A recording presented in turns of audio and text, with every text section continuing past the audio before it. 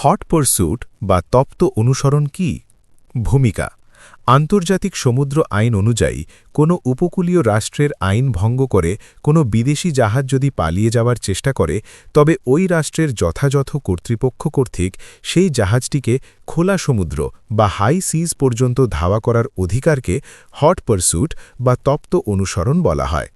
এটি মূলত রাষ্ট্রের সার্বভৌমত্ব রক্ষার একটি বিশেষ ক্ষমতা।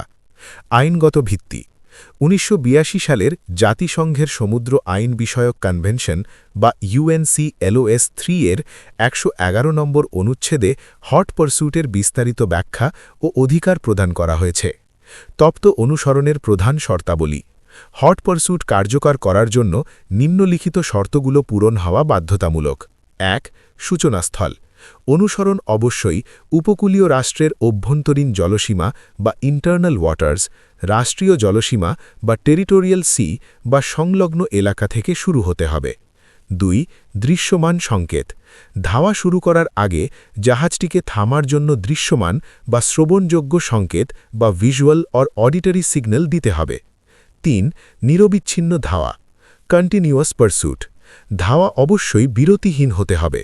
যদি একবার অনুসরণকারী জাহাজটি লক্ষ্যভ্রষ্ট হয় বা ধাওয়া বন্ধ করে দেয়, তবে পুনরায় নতুন করে খোলা সমুদ্রে ধাওয়া শুরু করা যাবে না। ৪. যথাযথ কর্তৃপক্ষ: এই ধাওয়া কেবল মারতিক জাহাজ বা ওয়ারশিপ, সামরিক বিমান বা রাষ্ট্রীয় কাজে নিয়োজিত স্পষ্টভাবে চিহ্নিত জাহাজ দ্বারা সম্পন্ন হতে হবে। ৫. অধিকারের সমাপ্তি: ধাওয়াকৃত জাহাজটি যদি তার নিজস্ব রাষ্ট্র বা অন্য কোনো তৃতীয় রাষ্ট্রের জলসীমায় প্রবেশ করে, তবে তাৎক্ষণিকভাবে হট পারস্যুটের অধিকার শেষ হয়ে যাবে। মাস্টার্স পর্যায়ের জন্য বিশেষ সংযোজন: তপ্ত অনুসরণের ক্ষেত্রে প্রপোর্শনালিটি বা আনুপাতিক শক্তির ব্যবহারের দিকে খেয়াল রাখতে হয়। ধাওয়াকারী জাহাজটি পলাতক জাহাজটিকে থামানোর জন্য প্রয়োজনীয় শক্তি প্রয়োগ করতে পারে, তবে জাহাজটি ডুবিয়ে দেওয়া বা প্রাণহানি ঘটানো আন্তর্জাতিক আইনের পরিপন্থী, যদি না আত্মরক্ষার প্রশ্ন আসে।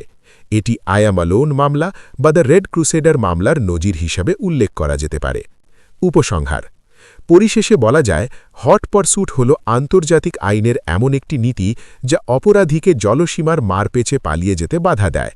এটি উপকূলীয় রাষ্ট্রকে তার আইন প্রয়োগের ক্ষেত্রে এক প্রকার অতিরিক্ত আঞ্চলিক এখতিয়ার প্রদান করে।